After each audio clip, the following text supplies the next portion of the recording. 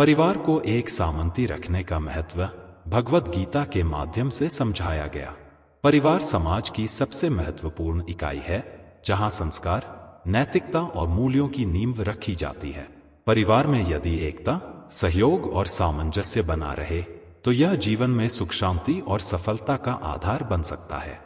लेकिन आज के युग में परिवार में मतभेद, कलह और तनाव बढ़ते जा रहे हैं।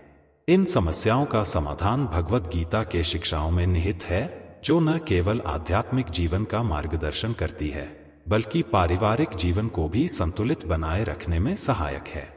भगवद गीता में श्री कृष्ण ने अर्जुन को कर्म, धर्म, कर्तव्य और ज्ञान की महत्वपूर्ण बातें समझाई थी। इन्हीं सिद्धांतों को यदि हम अपने पारिवारिक जीवन में अपनाएं तो एक सामंजस्यपूर्ण और आदर्श परिवार का निर्माण किया जा सकता है।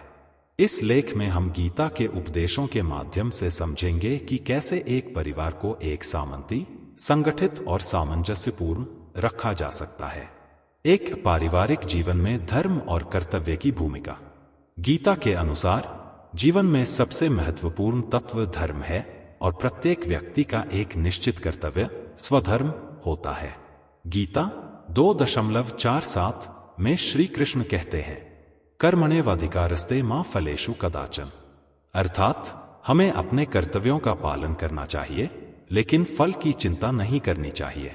परिवार में भी प्रत्येक सदस्य की एक भूमिका होती है, माता पिता, पुत्र पुत्री, पति पत्नी आदि।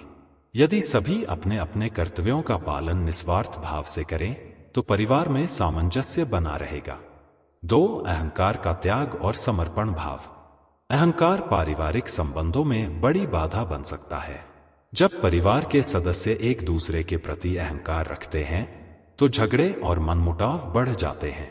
गीता 3.27 में कहा गया है, प्रकृतिः क्रियमाणानि गुणैः कर्माणि सर्वशः अहंकार विमूढ़ात्मा कर्ताहमिति मन्यते। जो व्यक्ति अहंकार से ग्रसित होता है वह सोचता है कि वही सब कुछ कर रहा है, जबकि वास्तव में सभी कार्य प्रकृति के गुणों के अनुसार होते हैं। इसलिए परिवार में यदि सभी सदस्य अहंकार को त्याग कर एक दूसरे की भावनाओं का सम्मान करें और सहयोग दें तो घर में प्रेम और एकता बनी रहेगी। 3. संतुलित दृष्टिकोण और समता का भाव। समत्व, समानता का भाव परिवार को सामंती बनाए रखने का एक महत्वपूर्ण सिद्धांत है।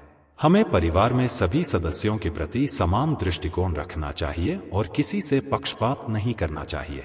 गीता 5.18 में कहा गया है, विद्या विनय संपन्ने ब्राह्मणे गवी हस्तिने शुनि चैव श्वपाके च पंडिता समदर्शिना।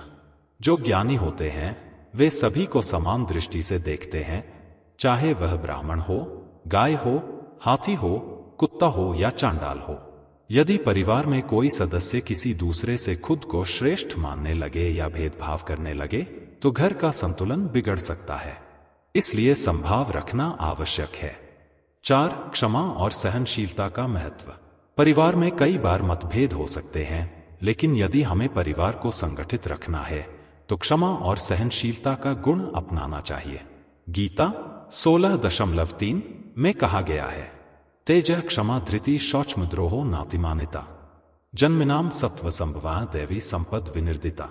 क्षमाशीलता, धैर्य, पवित्रता और अहंकारहीनता ये सभी दिव्य गुण हैं जो एक श्रेष्ठ व्यक्ति को शोभा देते हैं। अगर घर में किसी सदस्य से कोई गलती हो जाए तो उसे क्षमा कर देना चाहिए और राग द्वेष को अपने मन में नहीं रखना चाहिए। 5. कर्मयोग और पारिवारिक जीवन। भगवद गीता में कर्मयोग का बड़ा महत्व बताया गया है। इसका अर्थ है कि व्यक्ति बिना किसी स्वार्थ के अपने कर्म करता रहे। गीता 3.19 में कहा गया है, तस्मात् सक्तः सत्तं कार्यं कर्म समाचर असक्तो ह्याचरण कर्म परम आपनोति पुरुषः। अर्थात बिना किसी आसक्ति के अपने कर्तव्यों का पालन करना ही श्रेष्ठ कर्म है। यदि परिवार के सभी सदस्य अपने कर्तव्यों का पालन बिना स्वार्थ के करें तो पारिवारिक जीवन सुखद और संतुलित बन सकता है। 6. मन की स्थिरता और संयम। परिवार में सुख शांति बनाए रखने के लिए मन की स्थिरता और संयम बहुत आवश्यक है। गीता 6.5 में कहा गया है, उद्धरेदात्मनात्मानं नात्मानमवसादयत् आत्मैव ह्यात्मनो बंधुरात्मैव रिपुरात्मनः। अर्थात व्यक्ति स्वयं का उद्धार स्वयं कर सकता है, क्योंकि मन ही उसका मित्र और शत्रु दोनों हो सकता है। अगर परिवार में कोई संकट आए तो हमें संयम बनाए रखना चाहिए और धैर्य से समस्याओं का हल निकालना चाहिए। 7. भक्ति और आध्यात्मिकता से परिवार को जोड़ना। परिवार को संगठित और सुखमय बनाए रखने के लिए भक्ति और आध्यात्मिकता का सहारा लेना चाहिए। जब परिवार के सदस्य मिलकर पूजा, प्रार्थना, भगवद गीता का पाठ करते हैं तो उनमें आत्मीयता और प्रेम बढ़ता है। गीता 9.22 में कहा गया है, अन्याश्चिंत्यन्तो मां ये जनाः पर्युपास्ते तेषां नित्याभियुक्तानां योगक्षेमं वहाम्यहम्। जो लोग पूर्ण श्रद्धा और भक्ति से भगवान का ध्यान करते हैं, उनकी आवश्यकताओं की पूर्ति स्वयं भगवान करते हैं। इसलिए यदि परिवार के सदस्य एक साथ मिलकर भगवान की भक्ति करें तो परिवार में सुख समृद्धि बनी रहती है। निष्कर्ष, गीता के सिद्धांतों से परिवार को संगठित बनाना। भगवद गीता केवल एक धार्मिक ग्रंथ नहीं है, बल्कि यह जीवन को व्यवस्थित करने की एक संहिता भी है। यदि हम गीता के इन उपदेशों को अपने पारिवारिक जीवन में अपनाएं, तो हम एक आदर्श, संगठित और सामंजस्यपूर्ण परिवार का निर्माण कर सकते हैं। 1. धर्म और कर्तव्य का पालन करें। 2. अहंकार को त्यागें और समर्पण भाव रखें। 3. समत्व भाव से सभी को समान दृष्टि से देखें। 4. क्षमा और सहनशीलता को अपनाएं। 5. कर्मयोग के सिद्धांतों का पालन करें। 6. मन की स्थिरता बनाए रखें और संयम रखें। 7. भक्ति और आध्यात्मिकता को परिवार का आधार बनाएं। यदि परिवार के सभी सदस्य इन सिद्धांतों को अपनाएंगे तो न केवल उनका पारिवारिक जीवन सुखद होगा, बल्कि वे समाज में भी एक आदर्श उदाहरण प्रस्तुत कर सकेंगे। परिवार के लोग दूसरे के बहकावे में कैसे आते हैं, भगवद गीता के माध्यम से समझाया गया। परिवार एक सामाजिक इकाई है जहां प्रत्येक सदस्य का आपसी प्रेम, विश्वास और सहयोग परिवार की नींव को मजबूत बनाता है। लेकिन कई बार परिवार के सदस्य बाहरी प्रभावों, नकारात्मक विचारों या दूसरों के बहकावे में आकर आपसी रिश्तों को कमजोर कर देते हैं।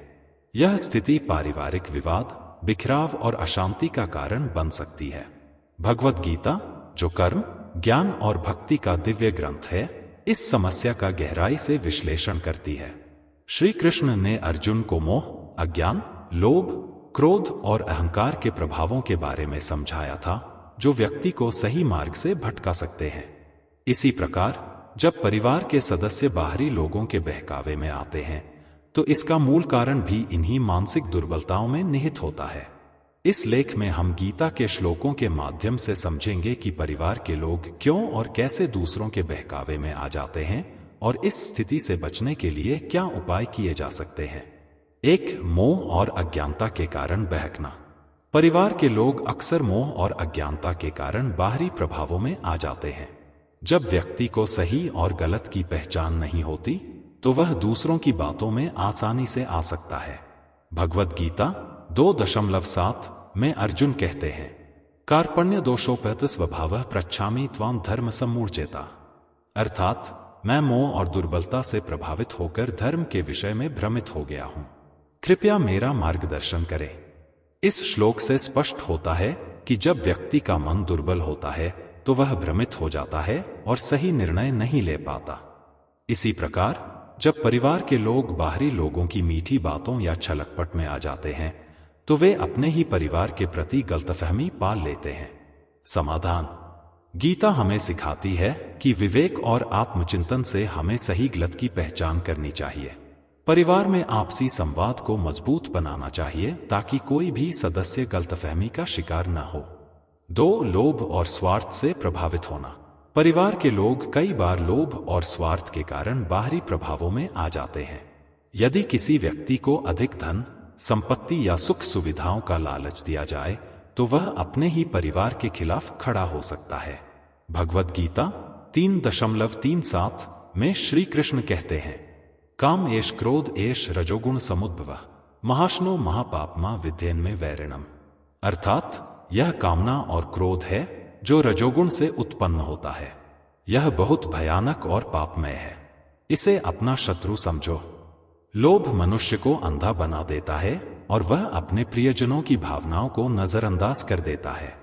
कई बार परिवार के लोग धन, संपत्ति, पद या प्रसिद्धि के कारण बाहरी लोगों की चालों में फंस जाते हैं और अपने ही घर के खिलाफ षड्यंत्र करने लगते हैं। समाधान: परिवार के सदस्यों को सिखाया जाना चाहिए कि सच्ची संपत्ति धन नहीं, बल्कि आपसी प्रेम और सम्मान है। गीता के अनुसार संतोष और निस्वार्थ कर्म ही व्यक्ति को वास्तविक सुख दे सकते हैं। 3. क्रोध और अहंकार के कारण बहकना। क्रोध और अहंकार भी प्रमुख कारण होते हैं जिनकी वजह से परिवार के लोग दूसरों के बहकावे में आ जाते हैं। यदि किसी व्यक्ति का अहंकार बढ़ जाए तो वह अपने परिवार की बातों को महत्व नहीं देता और बाहरी लोगों की बातों पर अधिक विश्वास करने लगता है। भगवद गीता 16.4 में कहा गया है, दंभो दर्पोभिमानश्च क्रोधः पारुष्यमेव च अज्ञानं चाभिजातस्य पार्थ संपदामासुरीम्। अर्थात दंभ, घमंड, अभिमान, क्रोध, कठोरता और अज्ञान ये सभी आसुरी प्रवृत्तियां हैं। अगर परिवार का कोई सदस्य क्रोध और अहंकार के वशीभूत हो जाता है तो वह अपनों की बात को नजरअंदाज करने लगता है और बाहरी लोगों के बहकावे में आकर अपने परिवार के खिलाफ हो जाता है। समाधान: परिवार के सभी सदस्यों को विनम्रता और सहनशीलता का अभ्यास करना चाहिए। यदि कोई सदस्य क्रोध के कारण बाहरी प्रभाव में आ गया है तो उसे धैर्यपूर्वक समझाना चाहिए और प्रेम से सही मार्ग दिखाना चाहिए। 4. दूसरों की मीठी बातों में आ जाना, मिथ्या प्रचार। कई बार लोग बाहर के व्यक्तियों की मीठी बातों में आकर अपने परिवार के विरुद्ध होने लगते हैं। जब कोई बाहरी व्यक्ति अत्यधिक चापलूसी करता है तो कुछ लोग उसकी बातों को सच मान लेते हैं और अपने ही घर वालों से कटने लगते हैं। भगवद गीता 18.30 में श्री कृष्ण कहते हैं, प्रवृत्ति च निवृत्ति च कार्याकार्ये भयाभय बंधम मोक्षं च या वेत्ति बुद्धिया सा पार्थ सात्विकी। सात्विक बुद्धि वह होती है जो यह जानती है कि क्या करना चाहिए और क्या नहीं करना चाहिए, क्या बंधनकारी है और क्या मुक्ति देने वाला है। परिवार में यदि कोई सदस्य दूसरों की बातों में आकर घर के खिलाफ जाने लगे तो यह उसकी तामसिक बुद्धि का परिणाम होता है। उसे यह समझने की आवश्यकता है कि क्या वास्तव में सत्य है और क्या केवल भ्रम। समाधान: परिवार में सभी को एक दूसरे पर विश्वास बनाए रखना चाहिए ताकि बाहरी लोग किसी भी सदस्य को गलतफहमी में न डाल सके। किसी भी निर्णय को लेने से पहले स्वयं विचार करना चाहिए कि यह निर्णय तात्कालिक लाभ के लिए है या दीर्घकालिक कल्याण के लिए। निष्कर्ष: परिवार को बाहरी प्रभावों से बचाने के लिए गीता के सिद्धांत। परिवार के लोगों का बाहरी प्रभाव में आना कई कारणों से होता है, जैसे मोह, अज्ञान, लोभ, क्रोध, अहंकार और मिथ्या प्रचार। लेकिन भगवद गीता के शिक्षाओं को अपनाकर इस समस्या से बचा जा सकता है। 1. मोह और अज्ञानता से बचने के लिए आत्मचिंतन करें और सही गलत की पहचान करें। 2. लोभ और स्वार्थ को त्याग कर संतोष और निस्वार्थ भाव से कर्म करें। 3. क्रोध और अहंकार को नियंत्रित करके विनम्रता और सहनशीलता अपनाएं। 4. बाहरी चापलूसों और मिथ्या प्रचार से बचने के लिए विवेकपूर्ण निर्णय लें। 5. परिवार में आपसी संवाद और विश्वास बनाए रखें ताकि कोई भी सदस्य बाहरी लोगों की गलत बातों में न आए। यदि परिवार के सभी सदस्य भगवद गीता के इन सिद्धांतों को अपनाएंगे तो वे बाहरी प्रभावों से बचकर एक संगठित, सुखी और शांतिपूर्ण जीवन व्यतीत कर सकेंगे।